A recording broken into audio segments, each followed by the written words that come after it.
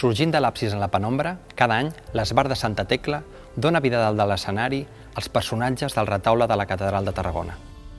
Un homenatge esplèndid per una de les obres escultòriques més rellevants i potser desconegudes de la nostra ciutat. En canvi, les escultures dels apòstols i profetes de la façana del temple són molt més presents en l'imaginari tarragoní. Segurament perquè, entre d'altres coses, donen lloc a un magnífic teló de fons de molts moments de la festa. Però tenen alguna cosa a veure les escultures de la façana i les del retaule? Quins escultors van crear-les? Pocs imaginen que entre unes i altres hi ha un pare i un fill. Un dels personatges més curiosos del gòtic català fou el mestre Cascalls. Casat amb una filla del pintor Ferrer Bassa, sembla que el seu principal talent era l'habilitat de tenir bons contactes i aconseguir encàrrecs. Vaja, una mena de Florentino Pérez de l'escultura gòtica. Va treballar molt i per tot arreu, mercè sembla ser el destacat equip de treballadors amb què comptava. Un d'ells, sabem segur, que era un esclau. Als ports catalans del segle XIV, els esclaus eren una mercaderia habitual, una més que comprar i vendre.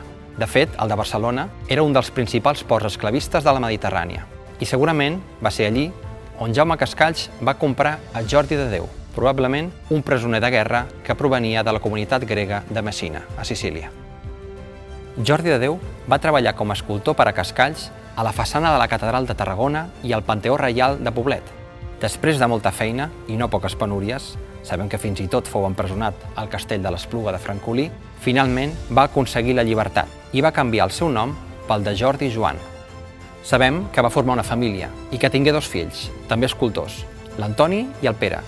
Aquest últim, nascut a Tarragona i conegut com Pere Joan, sobrepassà la fama del seu pare. El seu enorme talent el va portar a realitzar obres tan rellevants com el retaule major de la Seu de Saragossa, la façana gòtica del Palau de la Generalitat de Catalunya, la porta del Castel Nuovo de Nàpols, per encàrrec del rei Alfons el Magnànim, i, és clar, el retaule major de la Catedral de Tarragona.